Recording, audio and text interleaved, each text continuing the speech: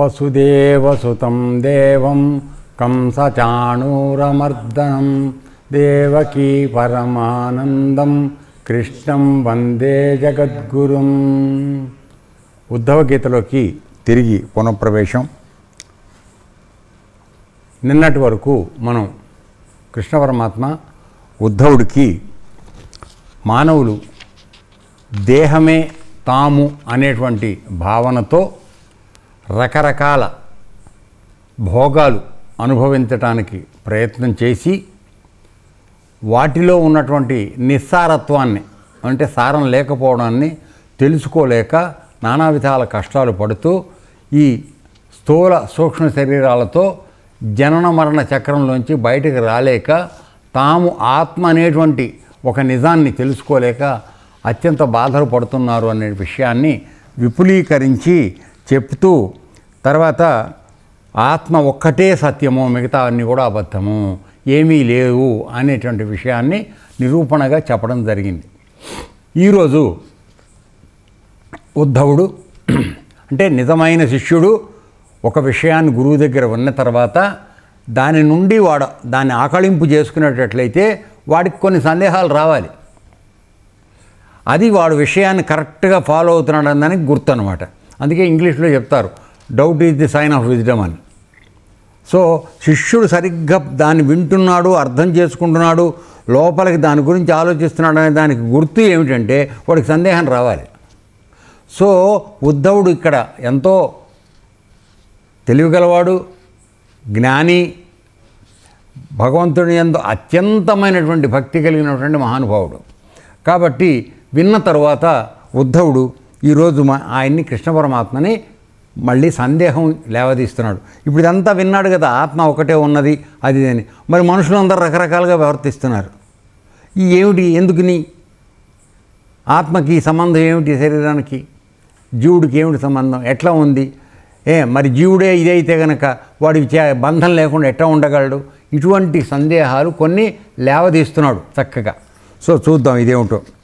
ఉద్ధవుడు ఇలా ప్రశ్నించాడు, ఓ కృష్ణదేవా, అచ్యుత, ఈ జీవుడు దేహాది రూపగుణాలతో కలిసి ఉన్నాడు. ఈ జీవుడు దేహము, రూపము, గుణము మూడిటితో కలిసి ఉన్నాడు. అట్టివాడు ఈ దేహంతో చేయబడిన కర్మలు, పుణ్య పాపాలు, సుఖదుఖాల వలన లభించే ఫలాలతో సంబంధం కలిగి ఉండకుండా ఉండడం ఎట్లా సంభవం? ఇప్పుడు దేహము చూడండి, అదే దేహము, రూపము, దాంతో గుణాలు, ఈ మూడిటితో మనం తయారయ్యాం. మ్యానుఫ్యాక్చర్లోనే 3 ఉన్నాయి పాయింట్లు. ఇవి ఉన్నప్పుడు నేను దేహం అనుకుని చేస్తున్న పనులతో వచ్చేటువంటి ఫలాలన్నీ నాకు రాకుండా ఎట్టుంటాయి? అసలు సంబంధం లేకుండా ఉండే అవకాశం ఎట్లా ఉంది? అదే అడుగుతున్నాడు. సో ఈ దేహంతో చేయబడిన కర్మలు, పుణ్యపాపాలు, సుఖదుఖాలు వలన లభించే ఫలాలతో సంబంధం కలిగి ఉండకుండా ఉండడం ఎట్లా సంభవం? అరే నేను చేస్తోంది నేనైతే దాని ఫలం నాకు రాకుండా ఎట్లా ఉంటుంది? రావద్దంటే ఎట్లా కుదురుతుంది? వద్దని ఎట్లా అనుకోవాలి? లేక ఈ ఆత్మ గుణ నిర్మితం, దేహాదుల సంపర్కం సర్వదా రహితం అంటే మరి దీనికి బంధనం ఎలా ప్రాప్తిస్తుంది? సో ఈ దేహంతో ఉండి చేసినప్పుడు నాకు అన్నీ అంటుకుంటున్నాయి, అది లేకుండా ఉండదని చెప్పి ఎట్లా అంటావు? అనలేవు. లేదు, ఆత్మే ఉన్నది, అది దేనికి అంటుకోలేదు అనేటట్లయితే అసలు మరి దానికి బంధనం ఎట్లా వస్తుంది? అంతా ఆత్మే నడుపుతుంటే ఈ దేహంతో చేస్తున్న పనులన్నిటికీ బంధనం ఎందుకు వస్తుంది నాకు? కాబట్టి ఈ రెండు నాకు అర్థం కావట్లా. దేహాదుల సంపర్కం సర్వదా రహితం అంటే మరి దీనికి బంధనం ఎలా ప్రాప్తిస్తోంది? ఈ దేహంలో ఉన్నదంతా ఆత్మ ఉంది కదా, మరి దానికి బంధం వస్తుంది, మరి ఎందుకు ఎట్లా వస్తుంది అన్నమాట. సో ఇక్కడ అడుగుతున్నాడు, బద్ధ పురుషులు, ముక్త పురుషులు ఎలా ప్రవర్తిస్తూ ఉంటారు అంటే, ఎవడైతే దేహం నేనని తన్ని తాను బంధించుకుని ఉంటాడో, దేహంతోనే నేను చేస్తున్నాను, ఇది నాది, నా కొరకు అని చెప్పి అనుకుంటున్నాడో, వాడు బద్ధుడైనటువంటి పురుషుడు, అంటే బంధించబడిన పురుషుడు, వాడిని బద్ధ పురుషుడు అంటారు. ముక్త పురుషుడు, నేను ఈ శరీరం కాదు, సూక్ష్మ శరీరం నేను కాదు, పరమాత్మ నాలో ఎలా ఈ విశ్వమంతా కూడా సాక్షీభూతంగా ఉన్నాడో నేను ఈ శరీరంలో కూడా అంటి ముట్టకుండా ఉన్నాను. శరీరం ఇంద్రియాలు వాటి పని అవి చేస్తున్నాయి, నాకు వాటితో సంబంధం లేదు, నేను కేవలం పరమాత్మ ప్రతినిధిని, కేవలం ఒక సాక్షిని అనేటువంటి వాడిని ముక్త పురుషుడు అంటారు. ముక్త పురుషుడు వాడు ముక్తి పొందినవాడు అనమాట. అంటే తాను ఆత్మ అనేటువంటి జ్ఞానాన్ని అనుభవపూర్వకంగా తెలుసుకుని దాని యందు నిశ్చయంగా జీవిస్తున్నవాడు ముక్త పురుషుడు. నేను ఈ శరీరము, నాకు నా పెళ్ళం, పిల్లలు, ఇల్లు వాకిలి ఇవన్నీ ఉన్నాయని ఎవడైతే అనుకుంటున్నాడో వాడు బంధించబడినటువంటి బద్ధ పురుషుడు, అంటే కట్టివేయబడినవాడు. సో వీళ్ళిద్దరూ ఎవరు, వాళ్ళు ఎట్టా ప్రవర్తిస్తూ ఉంటారు, తర్వాత వారు ఎలా విహరిస్తూ ఉంటారు, ఎటువంటి ప్రశ్నలు అడిగాడు చూడు. తర్వాత వారిని గుర్తించడానికి వారికి గల లక్షణాలు ఏమిటి, తర్వాత వారు ఎలా భుజిస్తూ ఉంటారు, మలమూత్రాదుల విసర్జన ఎలా చేస్తూ ఉంటారు, ఎలా నిద్రిస్తారు, ఎలా కూర్చుంటారు, ఎలా నడుస్తారు. ఎన్ని ప్రశ్నలు అడిగాడు చూసావా. సో బద్ధ పురుషులు, ముక్త పురుషులు వీళ్ళ ప్రవర్తన ఎట్లా ఉంటుంది అన్ని రకాలుగా. అంటే వాడు మెలకువగా ఉన్నప్పుడు ఎట్లా ఉంటాడు, ప్రపంచంలో ఎలా ఉంటాడు, నిద్రిస్తే ఎట్లా ఉంటాడు, ఆహారం ఎట్లా తింటాడు, మలమూత్రాదుల విసర్జన ఎట్లా జరుగుతుంది, ఎట్లా నడుస్తూ ఉంటారు వాళ్ళు, వాళ్ళ ఆహార వ్యవహారాలు ఎలా ఉంటాయి, ఇవన్నీ చెప్పు అని. అచ్యుత, ప్రశ్నలోని మర్మం తెలిసిన వారిలో మీరు శ్రేష్ఠులు. అంటే వాడు అడుగుతున్న ప్రశ్నలో ఉన్న అంతరార్థం ఏమిటో నువ్వు ప్రశ్న అడిగేటప్పుడే తెలుసుకోగలిగిన వాడు గురువు. ఎందుకని వాడు నిజాయితీతో తెలుసుకోవాలని అడుగుతున్నాడా, లేదా గురువు గారికి వచ్చారాదని తెలుసుకోవడానికి అడుగుతున్నాడా, ఇట్లాంటివి వాడు అడుగుతుండగానే తెలుస్తుంది మనకి. అది తెలిసినప్పుడు ఏమవుతుందంటే గురువుగారిని పరీక్షించడానికి వేసినప్పుడు వాడి ముఖం మాడిపోయి అట్టు తగులుతుంది వాడికి. నిజాయితీతో సందేహం అడిగిన వాడికి సమాధానం సరిగా వస్తుంది. కాబట్టి ఇక్కడ కృష్ణుడిని ఏమంటున్నాడంటే గురుస్థానమే కదా ఆయన, కాబట్టి ప్రశ్న అడిగిన వాడి యొక్క మర్మం ఏమిటో మీకు తెలుసు, అట్లా తెలుసుకోవడంలో మీరు శ్రేష్ఠులు. కనుక ఈ ప్రశ్నకు సమాధానం కోరుతున్నాను. అంటే నేను ఇద్దరి గురించి అడుగుతున్నాను కనుక నేను నిన్నేదైనా పరీక్ష చేయడానికి అడుగుతున్నాను అనుకుంటున్నావేమో. కాదు మహానుభావ, నా ఉద్దేశం వేరు. ఈ శరీరానికి ఉంటే శరీరంతో సంబంధం లేకుండా ఎట్లుండాలి, ఇది ఆత్మ అనుకుంటే ఆత్మకి సంబంధం లేదంటే ఈ బంధనం ఎందుకు వస్తుంది, నాకు ఇది అర్థం కావట్లేదయ్యా దేవుడా. సో బంధనం ఉన్నవాడు బద్ధ పురుషుడు అంటున్నావు, అంటే బంధనం లేనివాడు ముక్త పురుషుడు అంటున్నావు. వీళ్ళిద్దరు అసలు ఎట్లా ఉంటారు, ఎలా జీవిస్తారు, ఇది. కాబట్టి నేను అడుగుతున్న ప్రశ్నలో మర్మం ఏమిటో నీకు తెలుసు, అందువల్ల దయచేసి నాకు సమాధానం చెప్పు. అర్థమైందా? ఒకే ఆత్మ అనాది కాలం నుండి గుణ సంసర్గంతో నిత్యబద్ధమైనట్టు తెలుస్తోంది. నిజంగా ఆత్మ దేనికి సంబంధం లేదని అనుకుందాం, నువ్వు చెప్తున్నావు కదా అట్లా, ఆత్మ ఒకటే సత్యము, దానికి ఏ సంబంధం లేదని చెప్తున్నావు కదా. మరి చెప్పినప్పుడు ఇది అనాది కాలం నుంచి అంటే ఏమిటి అనుకున్నాం, మనందరం ఒకసారి భగవద్గీతలోకి వెళ్దాం.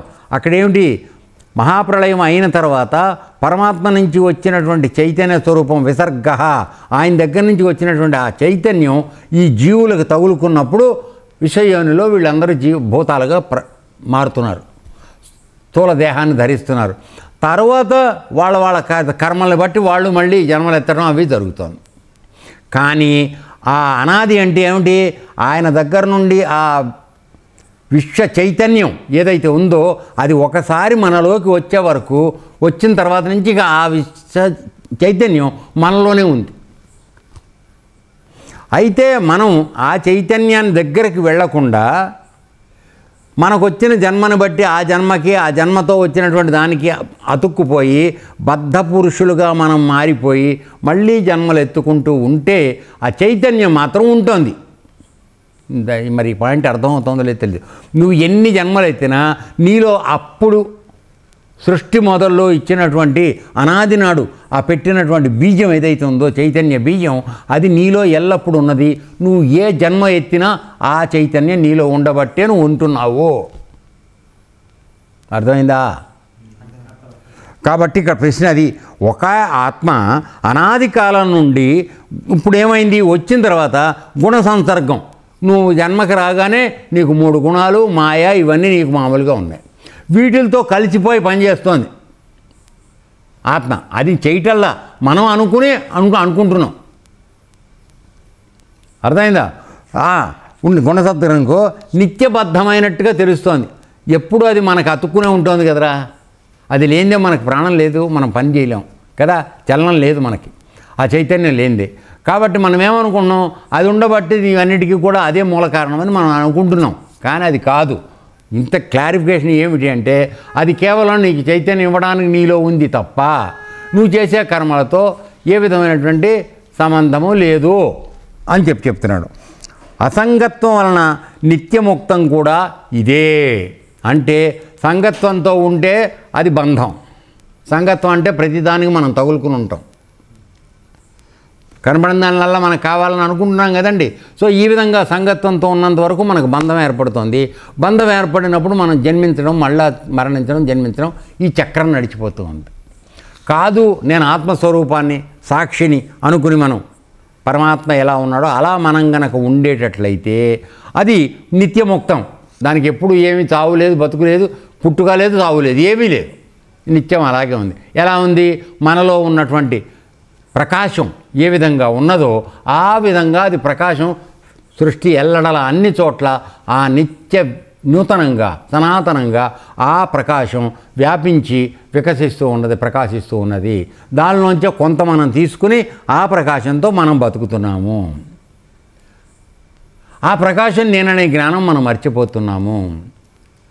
ఆ ఇంత మన దగ్గర ఉన్న ప్రకాశం ఆధారంగా ఏర్పడినటువంటి స్థూలదేహము, సూక్ష్మదేహము, వీటన్నిటినీ నిజమని అనుకుని వాటితో మమేకం అయిపోయి మనలో ఉన్నటువంటి ఆత్మస్వరూపం కూడా దీనికి తగులుకుందని మనం అనుకుంటున్నాం. ఇది నిజం కాదు. అర్థం అవట్లా ఏరా? సో అసంగత్వం వలన నిత్యముక్తం కూడా ఇదే. అంటే సంగత్వం అంటే ఈ ఆత్మని శరీరంతో కలిసి ఉంది అని అనుకున్నంతకాలం మనకి జనన మరణ చక్రం వస్తుందని నాన్న. కాదు, ఇది ఎల్లప్పుడూ విడిగా ఉన్నదే. దీనికి ఏ విధమైనటువంటి సంబంధం ఎవరితోనూ లేదు. అది కేవలం మనలో చైతన్యం ఇవ్వడానికి ఉన్నది అనే తెలిసిన వాడు ఎవడైతున్నాడో వాడు నిత్యముక్తుడు. వాడి కర్మబంధనాలు ఉండవు. ఈ విషయం గురించి నాకు భ్రమ కలుగుతోంది. అర్థమైందా? సో నాకు సందేహంగా ఉందయ్యా. నువ్వేమో కొన్నాళ్ళు అదంటావు, కొన్నాళ్ళు ఇదంటావు. నాకు తెలియడల్లా. నాకు సందేహం తీర్చమని అడిగాడు. ఎంత మంచి చక్కని ప్రశ్న, తెలివితో కూడినటువంటి ప్రశ్న వేశాడో చూడండి ఉద్ధవుడు. సరే, దానికి ఇప్పుడు పరమాత్మ బద్ధ ముక్త భక్త లక్షణాలు అంటే బద్ధమైనటువంటి భక్తుడు, ముక్తి అయినటువంటి భక్తుడు వాళ్ళ లక్షణాలు ఎట్లుంటాయి అంటే బద్ధజీవి, ముక్తజీవి వీళ్ళిద్దరి లక్షణాలు ఎట్లా ఉంటాయి. ఎందుకని ఇందాక ఏం అడిగాడు? వాళ్ళందరూ అన్నం ఎడ తింటారు, ఎడ పడుకుంటారు, ఎట్లా చేస్తుంటారు, ఇవన్నీ అడిగాడు కదా ఆ ఇద్దరు. సో వాళ్ళిద్దరి గురించి ఇప్పుడు వివరంగా చెప్తున్నాను వినమంటున్నాడు. ఓకే, ఆ విధంగా మనం దాంట్లోకి వెళ్తున్నాం. ఉద్ధవా, ఆత్మ బద్ధము ముక్తము అంటే అది రెండు అని చెప్తున్నాడు. ఎట్లా మరి? బద్ధము అంటే బంధించబడుతోంది, ముక్తం అంటే సంబంధం లేనిది అని వస్తుంది. ఎట్లా అవుతుంది ఇది? ఎందుకంటే ఆ ఆత్మని నా శరీరంతో, నా సూక్ష్మ శరీరంతో కలిపి నేను మొత్తం అంతా చేస్తున్నాననే భావనలో ఉన్నంతకాలం అది నీకు అంటుకుని ఉన్నట్టుగా కనబడుతోంది. నిజానికి అది అంటుకుని లేదు, కానీ నువ్వు అనుకుంటున్నావు అట్లా. అర్థమైందా? నేను చేస్తున్నాను ఏంటి, నేనేమో నా వల్ల జరుగుతోంది కర్తృత్వం, తర్వాత నేను అనుభవిస్తున్నాను అని బేవకూఫం చేశాను అని మనం సంతోషిస్తూ ఉంటాం. అర్థమైందా? అది కొంతకాలమే. సో ఈ విధమైనటువంటి భావనలు కలిగినంత కాలం కూడా ఈ ప్రజ్ఞకి, నువ్వు చేస్తున్న ఈ తెలివితేటల ప్రజ్ఞకి కూడా ఆధారం ఆయనే కదరా నాన్న. నువ్వు ప్రపంచంలో వాడే తెలివితేటలన్నిటికీ ఆధారం ఎవరు? మనలో ఉన్నటువంటి ఆత్మ. అయితే మన ఆ విధంగా వాడమని ఆయన చెప్పలా. ఇది గుర్తుపెట్టుకోండి.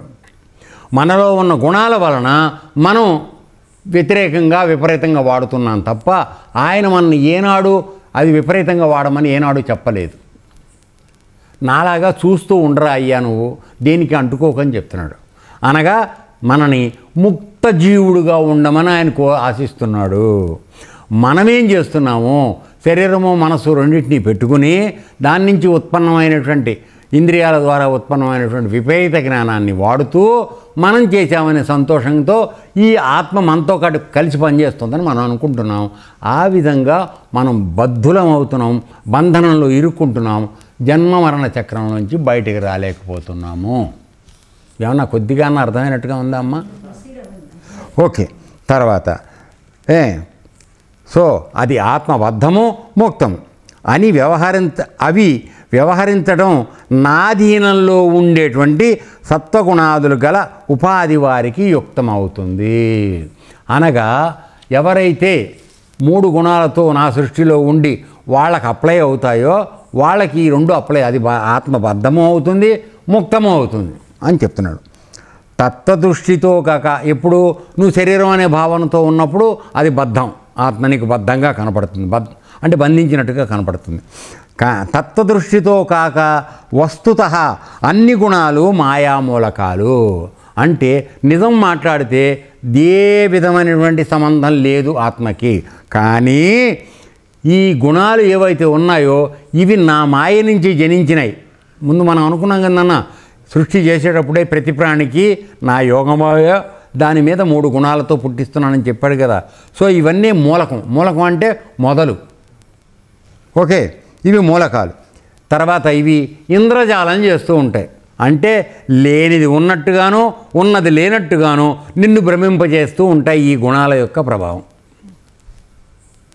ఎట్లా అనుకుందాం అంటే, ఒక వస్తువు ఉందనుకోండి, ఆ వస్తువును మనం కొన్నప్పుడు ఒక మొదటి 3-4 రోజులు అత్యంత సంతోషకరంగా ఉంటుంది, అవునా? 5వ రోజున ఇంకో వస్తువు చూసామనుకో, మనం చూడకుండా ఉండలేం కదా. ఇంకో వస్తువుకి వెళ్ళామనుకో, దీని మీద ఇంట్రెస్ట్ ఏమైందిరా, మొదటి దాని మీద ఆసక్తి తగ్గిపోయింది, అయిందా? సో ఆ విధంగా ఇది ఇంద్రజాలమే కదా. నిన్నటి వరకు అది నీకు అత్యంత సంతోషం ఆనందం కలిగించిన వస్తువు ఇవాళ నీకు అది నీ దృష్టిలో లేకుండా పోయింది, కొత్త దాని మీదకి వెళ్ళిపోతున్నావు. కాబట్టి మా ఇంద్రజాలం కూడా ఏం చేస్తాడు, ఇట్టిట్టిట్టా అని చేతిలోంచి ఏవో తీసుకో, రూపాయల బిళ్ళలు అవి ఇవి పక్షి వచ్చినట్టు ఏవో సృష్టి చేసి కల్పించి పెడుతూ ఉంటాడు. అవి నిజంగా మన అందరికీ తెలుసు. సో పరమాత్మ కూడా ఒక ఇంద్రజాలకుడిలాగా మనకి ప్రపంచంలో రకరకాల ప్రలోభాలు చూపిస్తున్నాడు. ఇట్లా అవి ఏటి ద్వారంగా వస్తున్నాయి, మన గుణాలు మాయ వలన వస్తున్నాయి. అవి అందరిలోనూ ఉన్నాయి. దానికి మనం లోబడినప్పుడు ఇంద్రజాలికుడికి మనం లొంగిపోయినట్టుగా అనిపిస్తుంది. అది కాకుండా ఇది జరిగేది మాయ. సినిమా చూస్తూ సినిమాలో మనం ఇన్వాల్వ్ అయిపోయి హీరోయిన్ ఏడిస్తే మనం కూడా ఏడుస్తాం కదా. నిజం మాట్లాడితే ఒక 2 నిమిషాలు ఆలోచిద్దాం. ఆ సినిమా తెర మీద నడిచేది బొమ్మ. ఆ బొమ్మ ఏడిస్తే నువ్వు సజీవమైన మనిషి, నువ్వు ఏడుస్తున్నావు. పొరపాటు పడుతున్నావా లేదా? మనం ఒక్కసారి 2 నిమిషాలు ఆగి, అరే అసలు అది తెర తప్పితే ఇంక మిగతావన్నీ బొమ్మలే కదా బయటికి కనపడిపోతున్నాయి అనుకుంటే నీకు ఏడుపు ఎందుకు వస్తుంది? సో ఎవడైతే ఆ సినిమా చూస్తున్నప్పుడు అది తెర మీద బొమ్మ, ఇది నిజమైంది కాదు అనే స్పృహతో ఉంటున్నాడో వాడు ముక్తుడు. వాడికి ఏ విధమైనటువంటి ఆవేశాలు లేవు. ఆ బొమ్మ నిజం అనుకుని ఎవడైతే ఉంటున్నాడో వాడు ఏడుస్తున్నాడు, నవ్వుతున్నాడు, అన్నీ చేస్తున్నాడు. కొద్దిగా ఈ ఉదాహరణ ఏమైనా అర్థమైందా? So okay. తర్వాత ఇంద్రజాలాలు, మాయా నాటకాలు చూసా కదా. సినిమా తెర మీద మనం వ్యవహారం చూస్తూనే ఉన్నాం కదా, మాయా నాటకాలు. కనుక మోక్షము లేదు, బంధము లేదు. నిజం మాట్లాడితే మోక్షం కూడా లేదు. ఎందుకని? నువ్వు ఆల్రెడీ ఎప్పుడూ ముక్తుడివే, పుట్టుకతోనే నువ్వు ముక్తుడివి. నువ్వు శరీరంతో మమేకం అవ్వడం వల్ల నీకు బంధనం క్రియేట్ చేసుకుంటున్నావు కనుక నీకు బంధం వస్తుంది. శరీరము, గుణాలు, ఇంద్రియాలతో నువ్వు మమేకం అవడం వలన నీకు బంధత్వం వస్తుంది తప్ప, లేకపోతే నువ్వు ఎప్పుడు ఇదే. కాబట్టి మనం ఇప్పుడు ప్రయత్నం చేసేంత ఈ సంవత్సరాలు నేర్చుకుని యోగం నేర్చుకుని చేస్తున్నామంటే ఏమిటి, మనం మనలో ఉన్న అజ్ఞానం తొలగించుకోవడం తప్ప మోక్షం అనేది కొత్తగా వచ్చేదేం కాదురా అయ్యా. ఆల్రెడీ మనం పుట్టగానే మోక్షాలనే ఉన్నాం. కాకపోతే పై తొడుగుల వలన మనం మోక్షజీవులం అనేటువంటి జ్ఞానం మన దగ్గర లేకుండా పోయింది. కాబట్టి గురువులు చేసే పని ఏమిటంటే ఆ పై తొడుగులు ఏవైతే ఉన్నాయో అవి తొలగించి, ఒరే నీవు ఆల్రెడీ ఎప్పుడు కూడా నిత్యముక్తుడివి, నువ్వు బద్ధుడివి కాదు, నీ ఆత్మస్వరూపం నువ్వై ఉన్నావు, నీలో ఉన్న ప్రకాశమే నీ యొక్క నిజస్వరూపము, నువ్వు ప్రత్యేగాత్మ యొక్క ప్రతినిధివి అనే విషయాన్ని నీకు అనుభవపూర్వకంగా తెలియజెప్పడానికి ప్రయత్నం చేసేవా గురువు ఎవడైతే ఉన్నాడో వాడు మాత్రమే నిన్ను ఆ బద్ధ భక్తుడు, బద్ధ జీవుడు యొక్క లక్షణంలోంచి నిన్ను బయటికి తీసుకురావడానికి ప్రయత్నం చేస్తాడు. కానీ మనకి ఇష్టం ఉండదు పెద్దగా. ఓకే, కనుక మోక్షము లేదు, బంధం లేదు. నువ్వు ఉందని అనుకుంటే బంధం ఉందిరా, నువ్వు లేదనుకుంటే బంధం లేదురా. నువ్వు మోక్షజీవి, నువ్వు అనుకోవడంలోనే ఉంది. కాబట్టి ఇది ఒక స్వప్నం, మిథ్య, లేనిది ఉన్నట్లు భాషిస్తుంది. స్వప్నాల్లో ఎన్నో చూస్తూ ఉంటాం మనం, పెద్ద పెద్ద మేడలు, మిద్దెలు, దాంట్లో మనం ఉన్నట్టు అన్నీ పెద్ద పెద్ద పరుపులు వేసుకు పడుకున్నట్టుగా అనిపిస్తూ ఉంటుంది. ఒక్కసారి నిద్ర లేచిన తర్వాత ఆ పరుపు ఏమైంది, మనం నేల మీదే ఉన్నాం. అది కాబట్టి మిథ్య, లేనిది ఉన్నట్లు భాషిస్తుంది. అలానే శోకమోహాలు, సుఖదుఖాలు, శరీర జననం, శరీర మరణం అన్నీ ప్రపంచ మాయా కారణాలు, వాస్తవం కాదు. ఎక్కడికి తీసుకొస్తున్నాడు చూడు.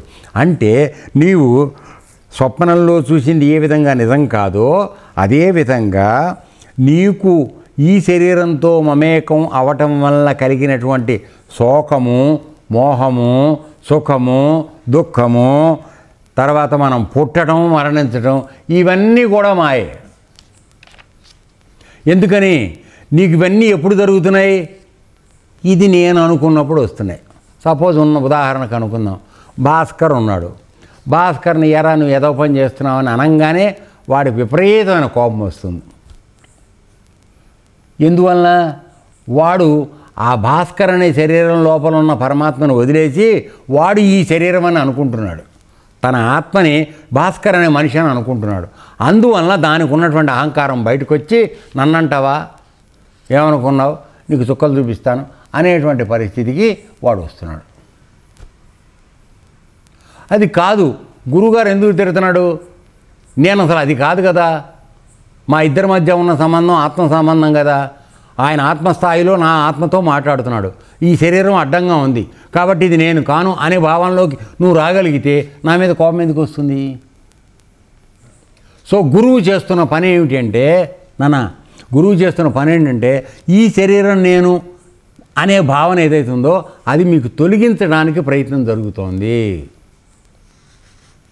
శరీరం కాదు మీరు, ఈ శరీరం నీది కానప్పుడు ఈ శరీరం పుట్టడం అబద్ధం,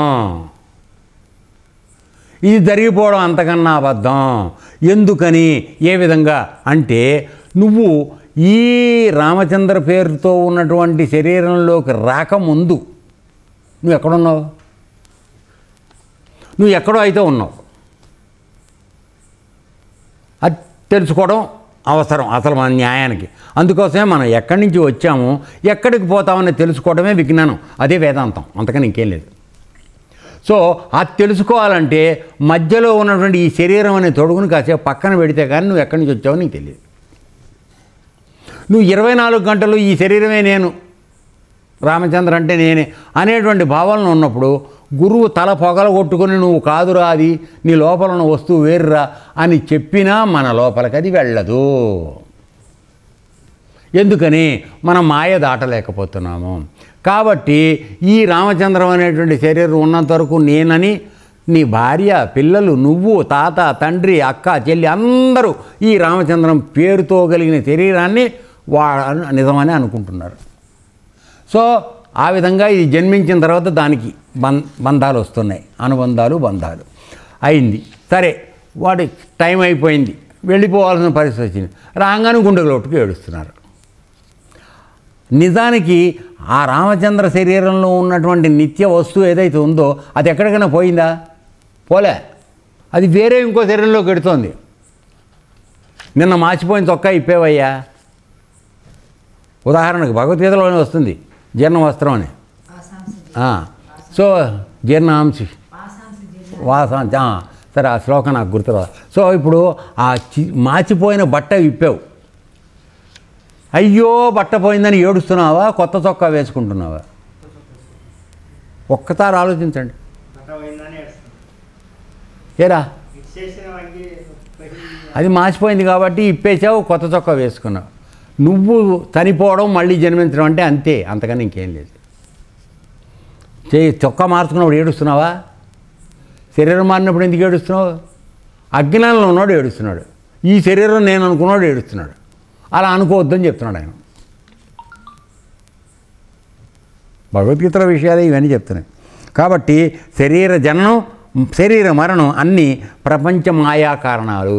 ఎందుకని మాయ అంటున్నాడు అంటే, ఈ మధుసూదన్ రావు అని కనపడుతున్నటువంటి శరీరం ఏదైతే ఉందో ఒక 73 సంవత్సరాలకు ముందు ఈ శరీరం లేదు.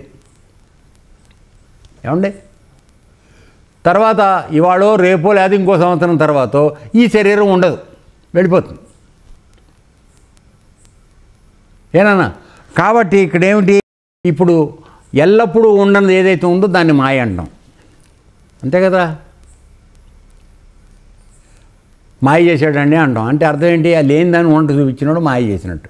సో ఇక్కడ ఏమవుతుంది, నువ్వు శరీరం వదిలేసినప్పుడు మాయమైపోతున్నాం, మనం మాయలో మాయమైపోతున్నాం. అది పోయాడని మనం ఏడుస్తున్నాం, మిగతా వాళ్ళు ఏడుస్తున్నారు. సో ఇది కరెక్ట్ కాదు. నిజంగా ఈ మధుసూదన్ అన్నవాడు ఎల్లప్పుడూ ఉంటే కనుక అది సత్యం, దానికి మార్పు లేదు. కానీ మధుసూదన్ రావు లోపల ఉన్నటువంటి వాడు ఎవడైతే ఉన్నాడో వాడు ఎల్లప్పుడూ ఉన్నాడు. వాడు కేవలం నువ్వు చొక్కా మార్చుకున్నట్టుగా మార్చుకుంటున్నాడు. ఈ జ్ఞానం కలగటమేరా నాయన మనకి వేదాంతంలో కావాల్సినటువంటిది. అప్పుడు ఇంకా మనకి శరీర సుఖాలు, దుఃఖాలు, కక్షలు, కావేశాలు ఇవన్నీ ఎందుకు వస్తాయి నాన్న? ఇవి వచ్చే అవకాశం లేదు. ఓకే, అది చెప్తున్నాడు. ఇవన్నీ ప్రపంచ మాయా కారణాలు, వాస్తవాలు కావు, ఇవి నిజం కాదు అని చెప్తున్నాడు. Okay, right. అయిన తర్వాత ఉద్ధవా, శరీరధారులకు ముక్తి అనుభవం కలిగించే ఆత్మవిద్య, అది దేన్ని విద్య అంటారు అంటే, మన గురుగారు చెప్పినట్టుగా స్వధర్మం ఏమిటంటే తన్ను తాను తెలుసుకోవడమే స్వధర్మం అని మన గురుగారు చెప్పారు. ఎంత చక్కగా సింపుల్గా భగవద్గీత మొత్తం చెప్పించాడు ఆయన ఒక్క మాటలో. సో ఇక్కడ శరీరధారులకు ముక్తి అనుభవం కలిగించేది ఆత్మవిద్య. అంటే నువ్వు ఎల్లప్పుడూ ఈ శరీరం కాదనే భావనతో ఈ ప్రపంచంలో జీవిస్తూ ఉండడం, సాక్షిగా ఉండడం అనేది ఆత్మవిద్య. అది లేక అసలైన విద్య. ఈ శరీరం నేను, నా చుట్టాలు వీళ్ళందరూ ఇది అనుకుని ఎప్పుడైతే ఉంటున్నావో బంధనానుభవం కలిగించే విద్య అవిద్య. అంటే ఏమిటి? నువ్వు అనంతమైనటువంటి శక్తి, పరమాత్మ స్వరూపం నీ లోపల ఉన్నది. సో దానికి దీనికి సంబంధం ఉంది. బయట ఉన్న ఆత్మకి మనలో ఉన్నటువంటి ఆత్మకి సంబంధం ఉంది, రెండు నడుస్తున్నాయి. అయితే శరీరం కదలడం కోసం అందులో ఉన్న చిన్న వస్తువు దీంట్లోకి వచ్చింది. కానీ ఒరిజినల్ ఎక్కడుంది? నీది ఆరిజిను అక్కడే ఉంది, అక్కడ ఇక్కడ కలిసి ఉంది. సో సమయం అయిపోయినప్పుడు ఏం చేస్తుంది? ఈ చిన్నది ఆ పెద్ద అంటోకి వెళ్ళిపోతుంది, అంతే. వేరే ఎక్కడికి వెళ్ళాలి అది. సో ఇక్కడ ఆ విధమైనటువంటి ఆత్మవిద్య కలిగించేటువంటి విద్య ఎవరైతే నేర్చుకుంటున్నాడో వాడు ఆత్మవిద్య పొందుతున్నాడు. ఇలా కాకుండా బంధానుభవం అంటే మొదట మొదలెడతావు. ఏమిటి? పుట్టగానే నీకెవర్రా అయ్యా? అమ్మ, తర్వాత నాన్న, తర్వాత కొన్నాళ్ళకి గురువు గారు, తర్వాత ఆడుకోవడం మొదలైనప్పుడు స్నేహితులు, తర్వాత యవ్వనం వచ్చేటప్పటికి భార్య, ఇద్దరు కలిసిన తర్వాత పిల్లలు, తర్వాత మళ్ళీ మనవలు. ఇవన్నీ ఎట్టా వస్తున్నాయ్యా? బంధానుభవమే కదా.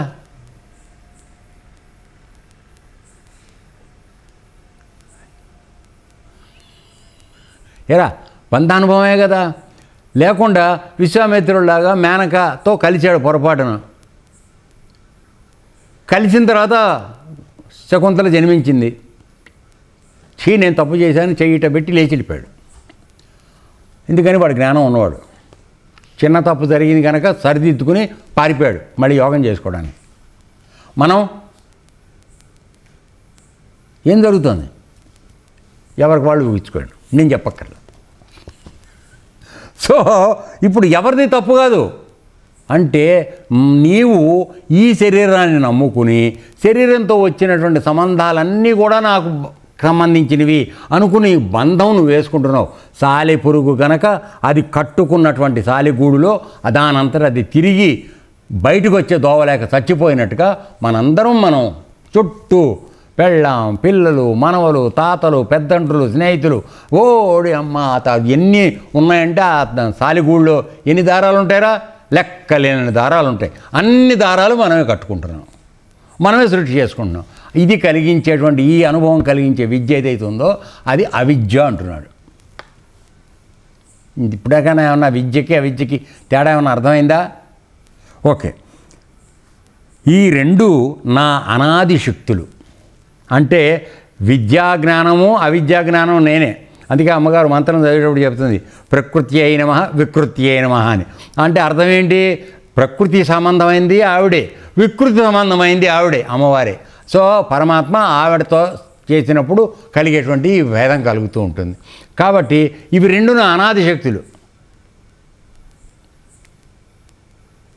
చైతన్యము నాదే, సృష్టి చేసి అమ్మవారిని తయారు చేసి అమ్మవారి ద్వారా మిమ్మల్ని అందరూ సృష్టి చేసేది ఇది నాదే. ఎందుకని? నాలోంచి ఈ మూల ప్రకృతి వచ్చింది. ఈ మూల ప్రకృతి ఆధారంగా మనందరూ శరీరాలు ధరిస్తున్నాం. కాబట్టి ఈ రెండు నావే అయి ఉన్నాయి. అందుకని ఇది నా అనాది శక్తి అని చెప్తున్నాడు. ఇవి మాయతో ఏర్పాటు చేయబడినాయి. అది పాయింట్ అసలు. ఓకే, అందుకని ఏమన్నాడు భగవద్గీతలో? నేను ప్రతి ప్రాణి జన్మించినప్పుడు యోగమాయ ఆధారంగా 3 గుణాలతో ప్రతి ప్రాణిని నేను సృష్టి చేస్తున్నాను. కాబట్టి 3 గుణాలని దాటవలసిన అవసరం ఉన్నది. దాని తర్వాత నా మాయని దాటడం అనే ప్రయత్నం ఎవడైతే నిజాయితీతో చేయడం ప్రయత్నం చేస్తున్నాడో అది నేను విడగొడితే కానీ పోదు అని చెప్తున్నాడు. అది మాత్రం ఎవరి వల్ల కాదు సుమా. మాయ తొలగడం అనేది పరమాత్మ అనుగ్రహించినప్పుడు మాత్రం జరుగుతుంది. అది ఎప్పుడు వస్తుంది? 3 గుణాలు కలిసినటువంటి సత్వరజస్తమో గుణాలు. ఈ తమో గుణాన్ని మొట్టమొదటిగా జయించి రజోగుణంలోకి, అంటే పని చేయకుండా పడుకునేవాడు పని చేసే విధంగా మారటం, రజోగుణంలోకి రావటం. రజోగుణంలోకి వచ్చిన తర్వాత విపరీతంగా సంపాదించేసి దేశాన్ని దోచుకోవడం చేయకుండా కొద్దిగా మంచి పనులు చేస్తూ సత్వగుణంలోకి మారటం రెండో పద్ధతి. ఇది అయిన తర్వాత ఈ సత్వగుణంలో నీ తోటి ప్రాణులని ప్రేమించడము, అన్యాయం చేయకుండా ఉండడము, హింస చేయకుండా ఉండడం, ఇటువంటి పనులు చేసిన ద్వారా నీలో కలిగినటువంటి మంచి పరివర్తన ఏదైతే ఉన్నదో, ఆయన సృష్టి పట్ల నీకు ఒక జాగ్రత్త, ప్రేమ, అనురాగము వచ్చినాయో అప్పుడు ఆయన నిన్ను శుద్ధ సత్వగుణంలోకి తీసుకెడతాడు. అదే ఇది. ఆ బంధం ఆయన విడగొడితే కానీ నువ్వు ఆయన దాటలేవు. అర్థమైందా? అందుకని అన్నమాచార్య చెప్తాడు, మహిళలు మణుగులు వదలవు అవి నీవు వదిలించకాని. అంటే మన దగ్గర మణుగులు ఉన్నాయి మహిళలు. మనం ఏదో చేసేస్తున్నాం యోగం బ్రహ్మాండంగా అని అనుకుంటున్నాం. యోగం చేస్తే ఏం లేదన్న, గుణాలు పోవాలా. గుణాలు పోవడానికి నీ ప్రవర్తన ఏ విధంగా ఉంది? అవి పోవడం మొదలెట్టిన తర్వాత సత్వగుణంలోకి వచ్చి నువ్వు మంచి పనులే చేయడం వల్ల ఇతరులను బాధించకుండా, దొంగతనం చేయకుండా, మోసం చేయకుండా, అబద్ధాలు చేయకుండా, ఇవి చేయకుండా నువ్వు ఎప్పుడైతే మారుతున్నావో నీ నిజాయితీని తెలిసిన తర్వాత పరమాత్మ ఏం చేస్తాడంటే నెమ్మదిగా తాళం ఇప్పుతాడు. నువ్వు లోపలికి రారా బిడ్డ అని. అప్పుడు దదామి బుద్ధి యోగం అని భగవద్గీతలో చెప్తున్నాడు. అప్పుడు నీకు నీ బుద్ధి ఆయన ప్రజ్ఞలాగా పనిచేసే విధంగా నీకు శక్తి ఇస్తాడు. అంటే కనపడిన దాని ప్రతిభాని కనుక పరిగెత్తకుండా నిన్ను నువ్వు నియంత్రించుకునేది, నిన్ను నువ్వు కంట్రోల్ చేసుకునేటువంటి శక్తి అప్పుడు దొరుకుతుంది నీకు. ఇంత రహస్యం ఉంది నాన్న. అర్థమైందా? ఈ మెట్టు అయ్యాక ఆ మట్టి చెప్పు, ఆ మెట్టు అయ్యాక ఈ మెట్టు చెప్పు అంటే మెట్లతో ఏమీ లేదు, గట్లు మాత్రం అట్లాగే ఉంటాయి. Okay, right. ఇక ఇవి మాయతో ఏర్పాటు చేయనాయి. వీనికి ఒక అస్తిత్వం అంటూ ఉండదు. కాబట్టి ఈ కనపడుతున్న వీటన్నిటికీ ఏమన్నా ఆధారం ఏమన్నా ఉందా? ఏమిలే, కేవలం నీ యొక్క భావన. ఆలోచించుకో. ఇది ఆత్మ పరమాత్మ దగ్గర నుంచి వచ్చింది కాదు. ఆయన్ని కేవలం శక్తి ఇచ్చి కూర్చున్నాడు. నువ్వు కల్పించుకుంటున్నావు. ఏ విధంగా? మళ్ళీ సాలిగూడు, ఒక దారం తర్వాత ఒక దారం, ఒక దారం తర్వాత ఒక దారం, అది చుట్టుకుంటూ వెళ్తోంది గూడు చుట్టూ. సో ఆ విధంగా అవి నీ చేత నిర్మించబడుతున్నాయి. పరమాత్మ ఏమి చేయడం లేదు. కాబట్టి వాటికి అస్తిత్వం ఎక్కడుంది? నీ దగ్గరే ఉంది అస్తిత్వం. దాని ఉనికి ఎక్కడుందిరా? మాయకి, భ్రమకి, బంధనానికి ఉనికి ఎక్కడుంది? నీలో ఉంది. నువ్వు అది కావాలనుకుంటే అది వస్తుంది, నువ్వు ఇది చెయ్యాలనుకుంటే అది అవుతోంది. ఇవేమీ వద్దు, నాకు అన్నీ వద్దు, నేను అన్నీ పరమాత్మతోనే ఉంటాను అనుకున్న వాడికి అవేమీ లేవు. కాబట్టి వాటికి అస్తిత్వం ఎక్కడుంది? నీ యొక్క భావనలో, నీ యొక్క ఆలోచనలో, నీ కర్మాచరణలో ఉంది. సో ఈ ఒక విషయం తెలుసుకోమని చెప్తున్నాను. తర్వాత, ఉద్ధవా, నీవు స్వయంగా మంచి బుద్ధిబలం గలవాడు. ఎందుకంటే చిన్నప్పటి నుంచి కృష్ణ పరమాత్మ తిరిగాడు రా, వాడికి బుద్ధిబలం లేకుండా ఎట్లా ఉంటుంది? తర్వాత ఆలోచించు. జీవం గలవాడైతే ఒక్కడే. వాడు వ్యావహారికం కొరకు నా అంశగా కల్పితమైనాడు. అంటే పరమాత్మ ఒక్కడే. ఆయనలోంచి నేను విడిగా రావాలి, నా దీనికి, నా ఉనికికి ఆయన అనేకం వాళ్ళని కోరుకున్నాడు కదా. పరమాత్మ యోగ నిద్ర నుంచి బయటకు వచ్చిన తర్వాత ఒక్కడుగా ఉన్నటువంటి పరమాత్మ అనేకం వాళ్ళని కోరుకున్నాడు. ఆ విధంగా ఆయనలోంచి కొంతమంది బయటకు వచ్చారు. ఇప్పుడు ఏ విధంగా అయితే నువ్వు పుట్టినప్పుడు చిన్నపిల్లాడిగా ఉండి వయసు వచ్చిన తర్వాత పెళ్లి చేసుకుని పిల్లాన్ని కన్నావు, నువ్వు అనేకం అయ్యావా లేదా? ఒక పిల్లను, ఇద్దరు పిల్లలు, అది వదిలేసాయి, అనేకం అయ్యావు. అయిన తర్వాత నీకు పుట్టిన నీ పిల్లాడు ఉన్నాడే, వాడు పుట్టినప్పుడు వాడికి వాళ్ళ లోపల ఇంతమంది ఉన్నారని వాడికి తెలియదు. కానీ వయసు వచ్చాక వాడు పెళ్లి చేసుకుని మళ్ళీ వాడు కూడా అనేకం అవుతాడు. అప్పుడు ఏమైంది? నువ్వు తాత పొజిషన్కి వెళ్ళిపోయావు. తండ్రి పొజిషన్ నుంచి తాత పొజిషన్కి వెళ్ళావు. మనవడు వచ్చేసాడు నీకు. మళ్ళీ నీ మనవడు పుట్టిస్తే నీకు ముని మనవడు వచ్చాడు. సో ఇప్పుడు నువ్వు భాస్కర్ అనేవాడు ఇంతమందికి ఆధారం అయ్యాడా లేదా? సో ఆ విధంగా పరమాత్మ కూడా యోగ నిద్ర నుంచి వచ్చిన తర్వాత అనేకం అవ్వాలనుకున్నప్పుడు ఇంతమంది బయటికి రావడం జరిగింది. వచ్చిన తర్వాత నువ్వున్నట్టుగానే నీ కొడుకుంటున్నాడా? నీ కొడుకున్నట్టుగా వాడు కొడుకుంటాడా?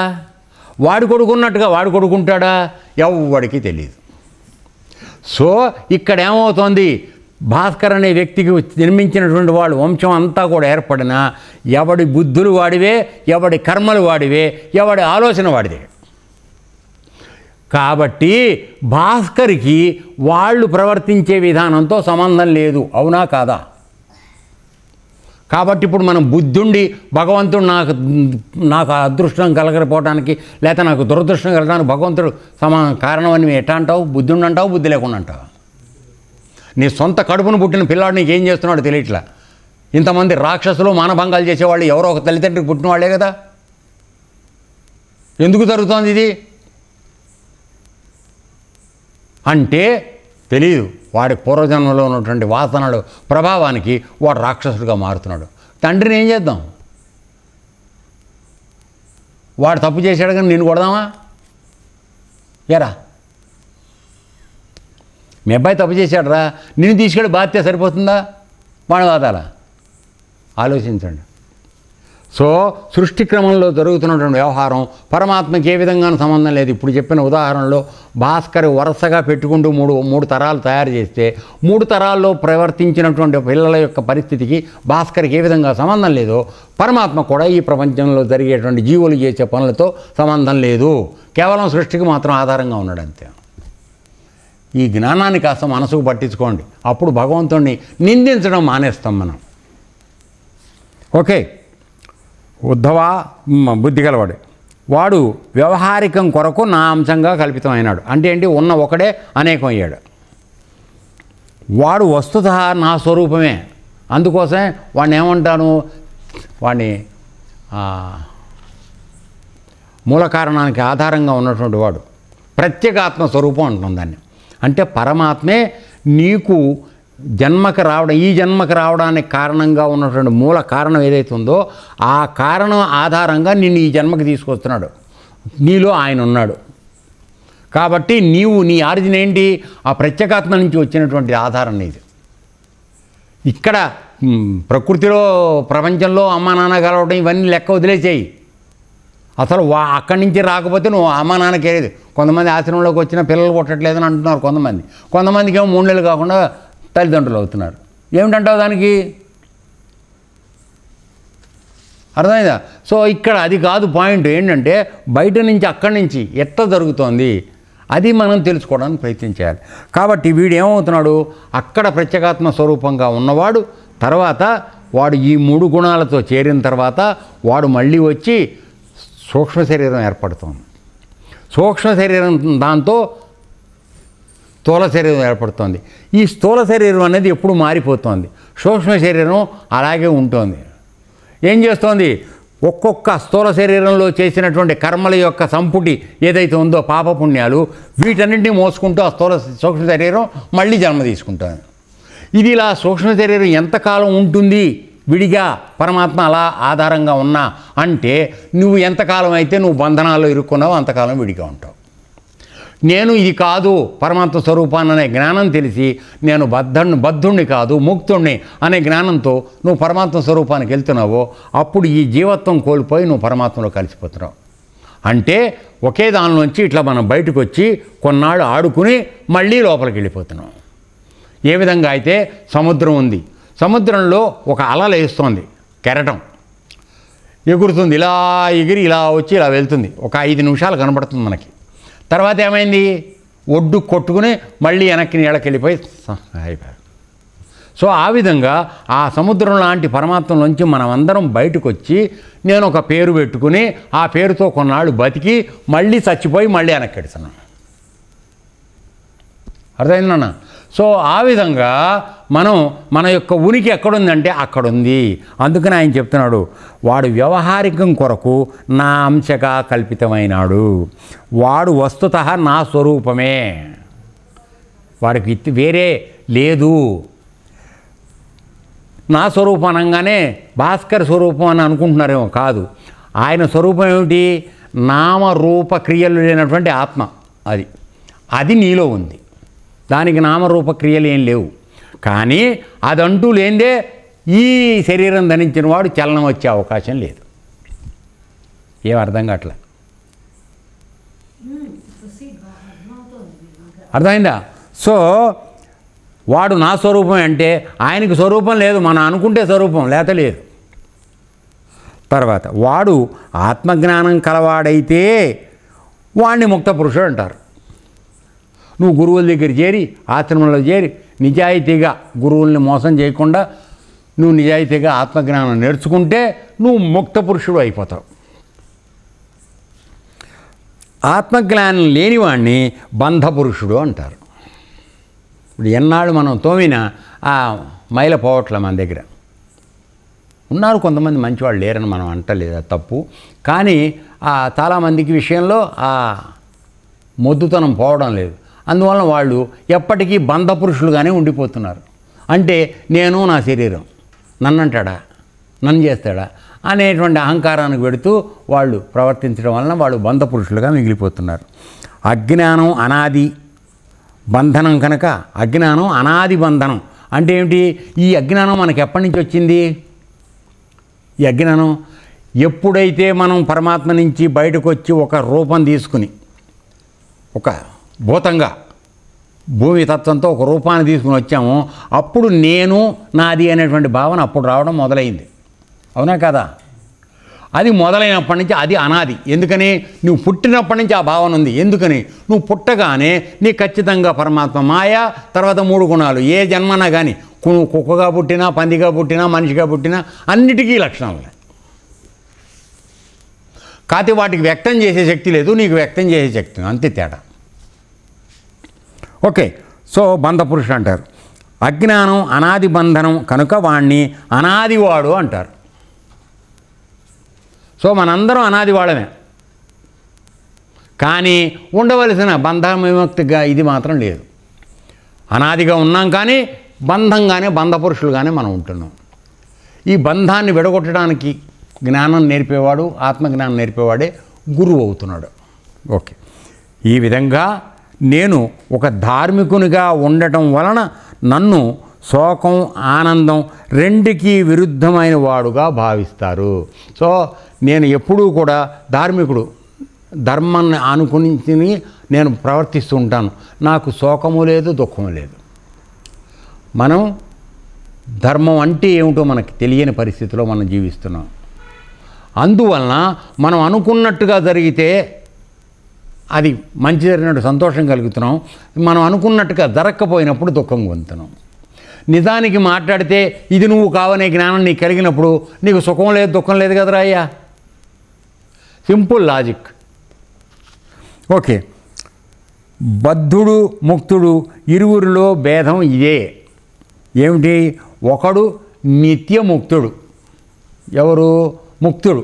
వాడు ఎల్లప్పుడూ విముక్తుడే, శరీరంతో ఉంటాడు, అన్నీ చేస్తుంటాడు, కానీ వాడు దేనిలోనూ ఇరుక్కోడు. నిత్యముక్తుడు. వాడిది ఈశ్వరాంశ.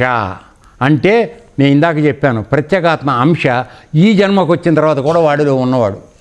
వాడు నిత్యముక్తుడు. ప్రత్యేగాత్మ తత్వాన్ని మర్చిపోయి సూక్ష్మ శరీరము, స్థూల శరీరాన్ని నమ్ముకుని ఎవడైతే ఉంటున్నాడో వాడు రెండవ వాడు ముక్తబద్ధుడు. వాడికి కూడా ముక్తం వెళ్ళడానికి కావాల్సిన జీవాంశం ఉంది వాడి దగ్గర. కానీ ఈ రెండింటిని నమ్ముకుని, సూక్ష్మ శరీరాన్ని, స్థూల శరీరాన్ని నమ్ముకుని వాడు బంధించుకుంటున్నాడు. ఈ రెండింటికి ఆధారంగా ఉన్న ముక్తుడైన పరమాత్మ వాళ్ళలోనే ఉన్నాడు. తేడా కొద్దిగా అర్థం చేసుకోవాలి. మొదటి వాడికి ఆత్మజ్ఞానం ఉంది కాబట్టి వాడు ముక్త పురుషుడు. వాడికి ఇక్కడ బంధనాలు లేవు.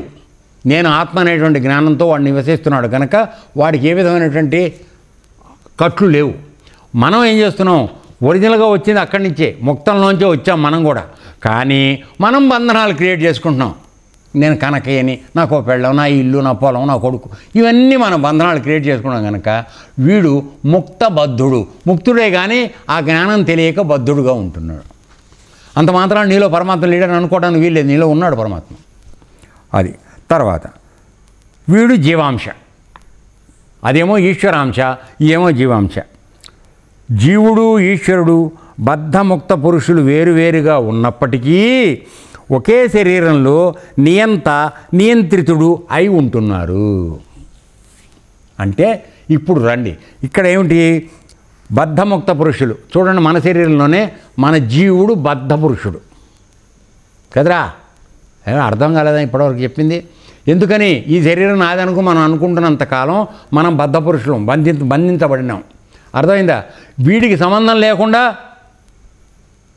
ముక్త పురుషుడు ఒక ఆయన మనలోనే ఉన్నాడు.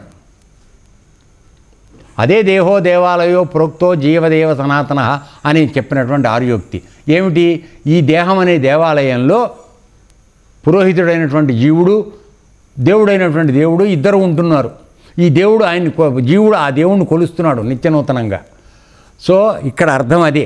ఒకే శరీరంలో వాళ్ళు ఉన్నప్పటికీ ఒకడు నియంత, అంటే ఆయన రాజు పరమాత్మ. నియంత్రితుడు అంటే నియంత్రించబడినవాడు, అంటే కంట్రోల్ చేయబడినవాడు. వాడు ఈ ఇద్దరు ఈ శరీరంలోనే ఉంటున్నారు. ఇంతవరకు చెప్దాం. ఇక్కడికి మిగతాది రేపు చూద్దాం. ఏతత్సర్వం శ్రీకృష్ణార్పణమస్తు. ఓం తత్సత్. లోకా సమస్తా సుఖినో భవంతు.